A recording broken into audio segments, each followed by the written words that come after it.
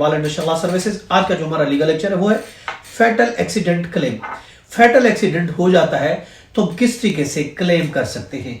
किसी गाड़ी ने एक्सीडेंट कर दिया उसकी नेग्लिजेंसी की वजह से, तो देखिए फैटल एक्सीडेंट एक्ट है 1855 का, जिसके तहत अगर किसी की गलती से कोई इंसिडेंट हो जाता है, कोई हादसा हो जाता है, तो आपको राइट बनता है कि आप क्लेम कर लें।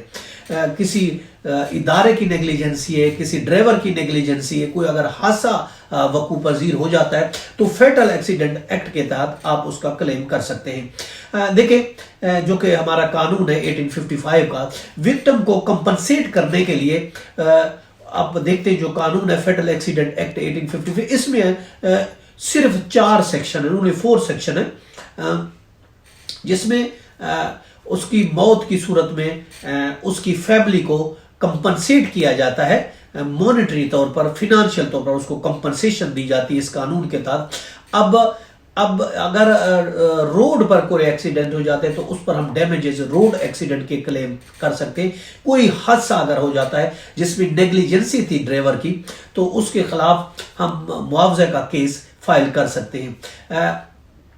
अब ये देखा गया है कि हम देखते हैं कि कौन केस फाइल कर सकता है कि एक्सीडेंट हो जाता है तो जिसकी वजह से किसी ड्राइवर की नेग्लिजेंसी के, तो उसमें कौन लोग जो हैं वो ये केस फाइल कर सकते हैं। पहली बात तो ये बीवी केस फाइल कर सकते हैं। अगर उसका हस्बैंड हादसाती शिकार हो जाता है, हादसे का शिकार हो जाता है, तो उस गाड़ी के खिलाफ, उस गाड़ी के मालिक के खिलाफ जो है वो बीवी फाइल कर सकती है। दूसरा उसके बच्चे वो भी फाइल कर सकते हैं जो जिसके साथ हादसा हुआ। इसके अलावा ग्रैंड चिल्ड्रन अगर है तो वो भी राइट रखते हैं, वो भी कंपनसेशन के लिए केस फाइल कर सकते हैं।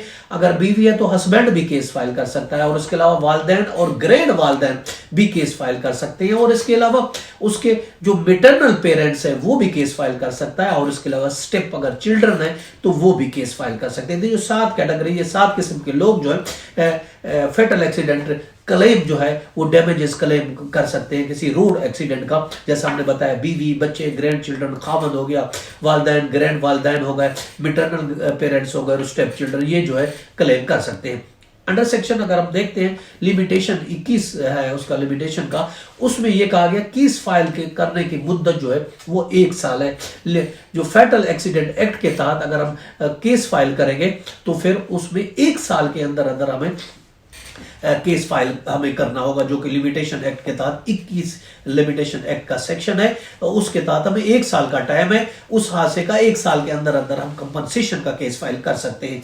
अब इस केस में देखें कोर्ट फीस भी आपको नहीं लगानी पड़ेगी, और इसके अलावा अगर हम देखते हैं हादसा, अब जरूरी नहीं है कि वो हादसा गाड़ी का हो, किसी और चीज का भी हो सकता है। अब बिजली का तार गिरने की वजह से भी हो सकता है, गटर का ढक्कन खुलने की वजह से भी कोई हादसा, कोई बच्चा हादसे का शिकार हो जाता है, बिजली की तार गिरने की वजह से कोई इंसिडेंट हो जाता है, या किसी गाड़ी का हादसा हो जाता है, किसी की जिंदगी चली जाती है, किसी की डेथ हो जाती है, या कोई आज़ा जो है उसका लॉस हो जाता है, तो अंडर सेक्शन 1 है फेटल एक्सीडेंट एक्ट का कि death of the person due to the wrongful act है, नेग्लिजेंट है और डिफॉल्ट है, उस बेस पर अगर किसी की डेथ हो जाती है तो उस बेस पर कंपनसेशन का केस 1 साल के अंदर अंदर किया जा सकता है। किसी भी अगर बिजली के तार की वजह से है तो ऑफ कोर्स बिजली के महकमे के खिलाफ केस फाइल किया गया, गटर है तो जो KMC है या जो म्यूनिसिपल कॉर्पोरेशन उसके खिलाफ केस फाइल हो सकता है, और अगर हादसा है तो जिसकी गाड़ी है या मालिक है उसके खिलाफ ये केस फाइल हो सकता है। और ये सख्त कानून है और इस बेस पर आपको ऑफ कोर्स कंपनसेशन मिलेगा। कंपनसेशन की बुनियाद किस चीज पर होगी? वो इस चीज पर होगी, अगर कोई आजाद ज़ाया हुआ है तो ऑफ कोर्स रोजी का जरिया खत्म हो जाएगा, कोर्ट उस हिसाब से कैलकुलेशन करेगी। अगर उसकी डेथ हो जाती है तो उसकी उम्र के हिसाब से कि अगर उसने 60 साल 70 साल उसने जीना था तो एवरेज उसकी मंथली ये इनकम थी, उस हिसाब से कोर्ट जो है वो उसको कंपनसेट करेगी।